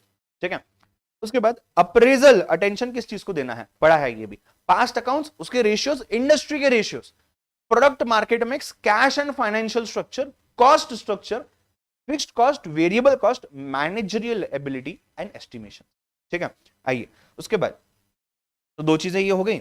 इसके बाद अगर हम आते हैं तो पोर्टफोलियो एनालिसिस, ऐसे फैक्टर्स जो आपके पोर्टफोलियो एनालिसिस को इन्फ्लुएंस करते हैं। पहला, मिशन विजन आपका, आपके value system, future of current business, position on the portfolio matrix और product life cycle, right. Then government policy, competitive environment, company के रिसोर्सेस भी है, डिमांड और सप्लाई के कंडीशंस है, कॉम्पिटिटिव चीजें जो हम करते हैं, competitive moves, portfolio strategy of the parent company और ओवरऑल बिजनेस एनवायरमेंट, सभी चीजें। पोर्टफोलियो एनालिसिस करने के लिए हमने दो तीन अलग अलग मॉडल स्टडी किए हुए। जैसे पहला है बीसीजी मैट्रिक्स, अगर आपको याद होगा तो, राइट।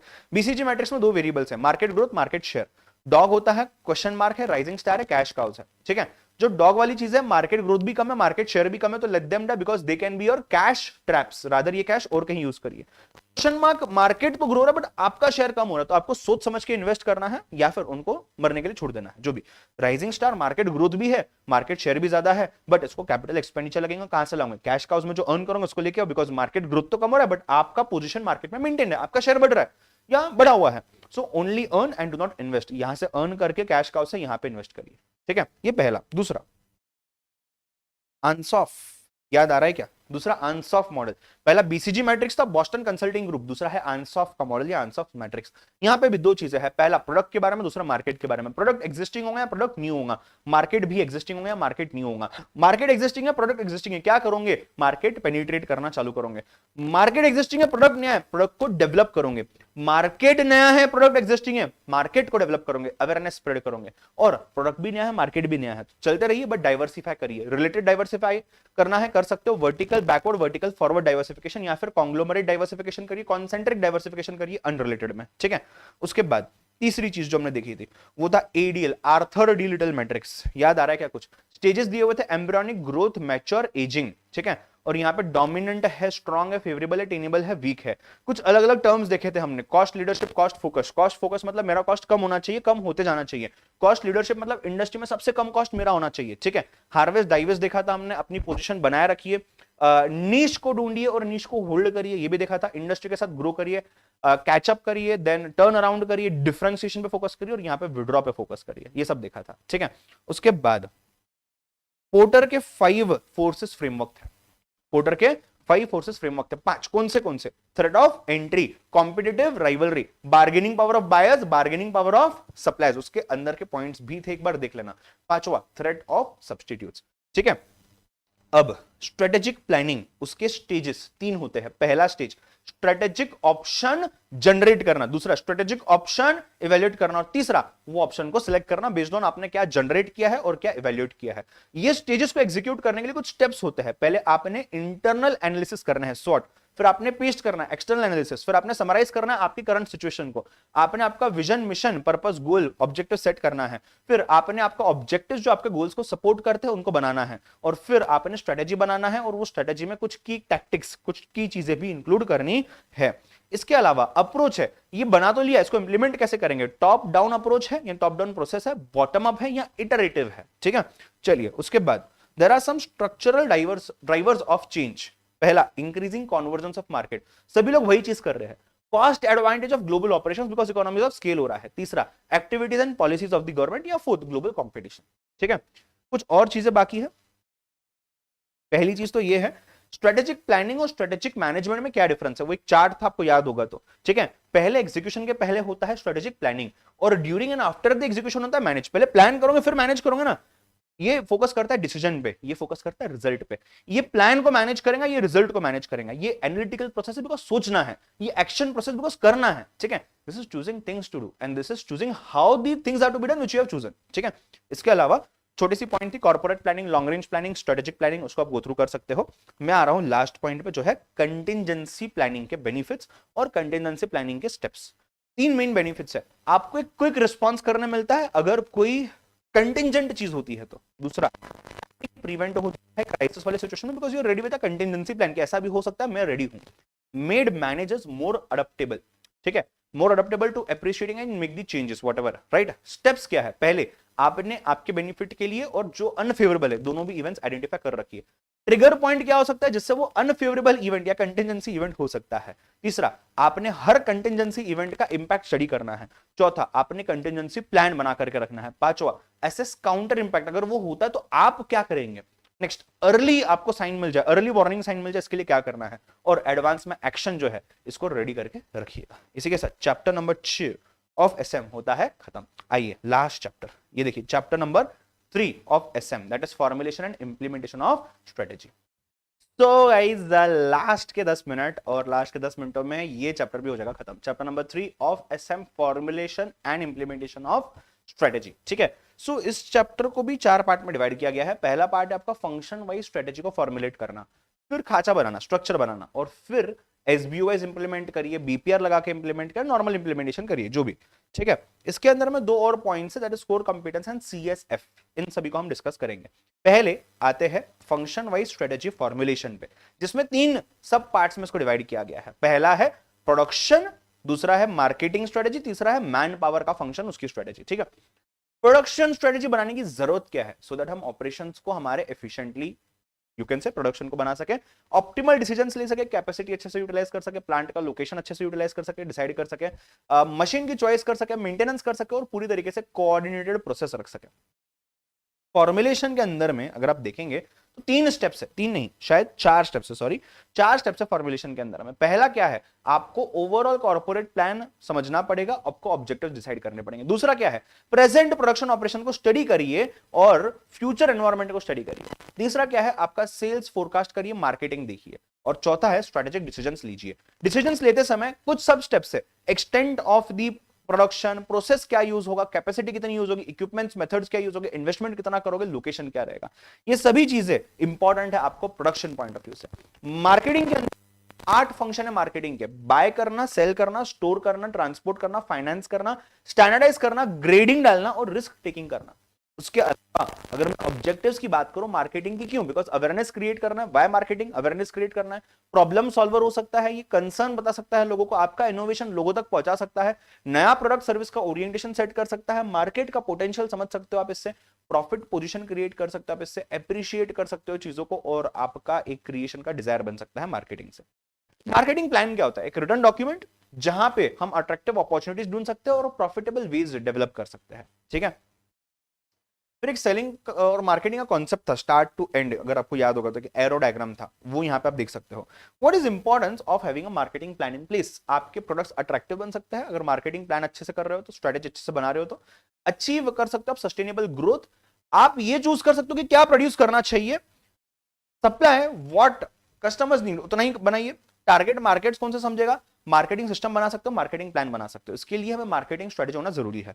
4 इंपॉर्टेंट प्लानिंग एक्टिविटीज है मार्केटिंग के अंदर में। पहला आपका क्लियर मिशन होना चाहिए, दूसरा प्रॉफिट सेंटर, ये मार्केटिंग करूंगा तो इससे फायदा क्या होगा ये समझना चाहिए, तीसरा रिसोर्स अलोकेट करना, चौथा स्ट्रेटेजिक गैप को फिल करना। ठीक है, स्ट्रेटेजिक गैप को फिल करना। अगर मैं मैन पावर की बात करता हूं तो मैन पावर में देखो बेसिक चीजें क्या क्या आती है, स्टाफिंग नीड्स, कितने स्टाफ की जरूरत है, कौन से टाइप के स्टाफ की जरूरत है, ऑर्गेनाइजेशन का स्ट्रक्चर क्या, हायरार्की क्या, और स्टाइल ऑफ मैनेजमेंट क्या है, कैसे लीड होगा, कैसे इसका एटीट्यूड रहेगा। उसके बाद aspect, there are 3 to 4 aspects. पहला एस्पेक्ट क्या है, जॉब के एनालिसिस करना, दूसरा रिक्रूट करना, सिलेक्ट करना, तीसरा उनको ट्रेन करना। Features of man power, features of man power, पहला और orientation of the members who are joining your organization, facilitation of the organization, उसके चेंजेस जो भी है ये समझना, उनको चेंज कैटलिस्ट करना, diversity of workforce, maintaining competent and committed workforce, ये बनाना भी एक टास्क है, डेवलपमेंट ऑफ कोर कॉम्पिटेंसी आपके टीम को लेकर के, स्टाफ को लेकर के, एम्पावर्ड वर्कफोर्स जो सेल्फ मोटिवेटेड हो, और एक अच्छा वर्क कल्चर। ठीक है, कुछ प्रिंसिपल्स एंड स्ट्रेटेजीज हैं यहाँ पे। Principles of what we can say is man power strategy, potential energy बताता है, बेसिक मोटिव समझने हैं, सोशो कल्चरल सिस्टम जहां पे ये लोग काम करने वाले हैं, स्पेसिफिक सिचुएशन को समझना है और उसमें बिहेवियर क्या होता है। और स्ट्रेटेजीज अगर देखे तो इसमें से बहुत सारी चीज आपको याद होगी। मैनेजरल कम्युनिकेशन अच्छा रहना चाहिए, theory X theory Y, negative assumption positive assumption, job का design, behaviour of the people उसका मॉडिफिकेशन, पार्टिसिपेटिव मैनेजमेंट। ठीक है, चलिए उसके बाद ढांचा बनाएंगे, स्ट्रक्चर। मैकेंजी का 7S फ्रेमवर्क है। 7S के अंदर में strategy, structure, systems, shared value, style और स्टाफ एंड स्किल्स, ये सभी चीजें आती है। ऑर्गेनाइजेशन स्ट्रक्चर 3 चीजों में बटा हुआ है, functional, geographical, matrix and then hybrid. Functional जो है साइमल्टेनियस कॉम्बिनेशन है सिमिलर एक्टिविटीज का, ज्योग्राफिकल जहां लार्ज स्केल एंटरप्राइजेस है, मैट्रिक्स में ड्यूअल चेंज ऑफ कमांड था, और हाइब्रिड में इनमें से कोई मिक्सचर। ठीक है, स्ट्रेटेजिक कंट्रोल सिस्टम 3 टाइप के थे। पर्सनल कंट्रोल आप रख सकते हो, आप खुद सुपरवाइज कर सकते हो, या आपके जो पियर्स है, जो जिन पे आपको सुपरवाइज करना है, जो पियर्स है उनको ग्रुप पियर के प्रेशर में चीजें करवा सकते हो। आउटपुट कंट्रोल, आप परफॉर्मेंस गोल लगा दीजिए, actual performance, actual versus standard करिए। ठीक है, बिहेवियर कंट्रोल जहां पे रूल्स रेगुलेशंस लगाइए, पेनल्टी इंप्लीमेंट करिए। एसबीयू क्या होता है, एसबीयू के एडवांटेजेस क्या होता है, स्ट्रेटेजिक बिजनेस यूनिट के एडवांटेजेस क्या होता है। पहला advantage, accountability, someone is responsible for its own SBU, CEO SBU का अलग होगा, मैनेजर अलग होगा। ठीक है, करियर डेवलपमेंट अपॉर्चुनिटीज उसी चीज में ऊपर ऊपर ऊपर मिलते जाएगी। एक अच्छा कंट्रोल कर सकते हो चीजों के ऊपर, और एक्सपांड करना होगा तो उस एसबीयू को इजीली एक्सपांड कर सकते हो। पर डिसएडवांटेजेस है, हर यूनिट, हर एसबीयू अपने हिसाब से काम करेगा और इसके लिए खर्चा बहुत लग सकता है, बिकॉज पूरी टीम अलग लगेगी। ठीक है, एसबीयू क्यों यूजुअली लोग यूज करते हैं, बिकॉज साइंटिफिक मेथड है, स्ट्रेटेजिक प्लानिंग है बेस्ड ऑन लोकेशनल यूनिट्स अलग अलग, अगर ज्योग्राफिकली है तो grouping of related businesses helps firm in strategic planning. Her SBU एक अलग बिजनेस है और अलग सेट ऑफ कॉम्पिटिटर्स को लेके बैठा, अलग सीईओ को लेके बैठा है। कैरेक्टरिस्टिक्स क्या है, इंडिपेंडेंट प्लानिंग कर सकता है, अपने कॉम्पिटिटर्स लेके बैठा है, अपना खुद का मैनेजर है वो कंट्रोल करेगा, और प्रॉफिट को इन्फ्लुएंस किया जा सकता है। ठीक है, बिजनेस प्रोसेस रीइंजीनियरिंग क्या है, बीपीआर चैप्टर 1 से लेकर के आए हैं हम इसको भी। So BPR is achieving dramatic performance improvements through radical change in organisational processes, architecting of business and management processes. What are the fundamentals of BPR? Develop vision and objectives, understand existing processes, identify process for redesign, change levers कौन से इसको identify करिए, implement करिए नए process को, make new process operational, evaluate new process and ongoing continuous improvement. तो नया process लाके ही नहीं होगा, बाकी चीजें भी देखनी है। 3 आवर्स ऑफ री इंजीनियरिंग रीडिजाइन था ना, वो वाला पार्ट उसमें आप देख सकते हो। की एक्शंस टू इंप्लीमेंट बीपीआर, क्यों, पहले तो आपको प्रोसेस सेलेक्ट करना पड़ेगा जिसको रीडिजाइन करना है, फिर प्रोसेस को सिंप्लीफाई करिए, एफिशिएंसी ऑप्टिमाइज करिए, टीम बनाइए, रोल असाइन करिए, प्रोसेस का कोऑर्डिनेटर बनाइए, एक वर्कफ्लो डॉक्यूमेंट, काम कैसे होगा, रोल्स रिस्पांसिबिलिटीज असाइन करिए, ऑटोमेट करिए चीजों को आईटी यूज करके, train the process to manage and operate, and नया प्रोसेस को इंट्रोड्यूस कर दीजिए। ये कुछ स्टेजेस में इंप्लीमेंट होता है, envision stage, initiation stage, diagnosis stage, redesign stage, reconstruction and then reevaluation या इवैल्यूएशन स्टेज। बीपीआर का कुछ क्राइटेरिया, मिनिमम क्राइटेरिया, अगर आपके पास मिनिमम 20 एम्प्लॉइज है तो ही इसको डाल के कुछ मतलब है। स्ट्रॉन्ग मैनेजमेंट कमिटमेंट है और आईटी इंफ्रास्ट्रक्चर रहना भी जरूरी है। हालांकि कुछ तकलीफें भी आ सकती है, हाई ऑपरेशनल कॉस्ट, क्वालिटी लो हो सकती है, हाई बॉटलनेक हो सकता है, परफॉर्मेंस पोर हो सकता है, इनएप्रोप्रिएट रिसोर्स डिस्ट्रीब्यूशन हो सकता है। कोर कॉम्पिटेंस की अगर मैं बात करूं तो there are few characteristics, it provides distinctive advantage. ऐसा एडवांटेज तो दूसरों के पास इजीली नहीं आ सकता, समय बहुत लगेगा, difficult for competitors to imitate, बहुत मतलब के साथ कॉपी कर सकते हैं वो। Significant contribution to customer value and provide access to variety of markets. ठीक है, कुछ स्टेजेस है, एबिलिटी डेवलप करिए to do something by upgrading और एक्सपैंडिंग दी स्किल्स। दूसरा, learning to perform the activity consistently well, हर बार अच्छे से कंसिस्टेंटली परफॉर्म करिए, sharpen the performance such that it becomes better than the rivals, right. फिर CSF, critical success factors, structure industry का बताएगा, क्रिटिकल क्या है, कॉम्पिटिटिव स्ट्रेटेजी, एनवायरमेंटल फैक्टर्स है, टेम्पोरल। ओमेज के 3 C's है, कस्टमर, कॉम्पिटिशन एंड कॉर्पोरेशन। इसी के साथ जर्नी हमारी चार्ट बुक की होती है खत्म। All the best for your exams and see you all very soon. Bye bye, take care, God bless you.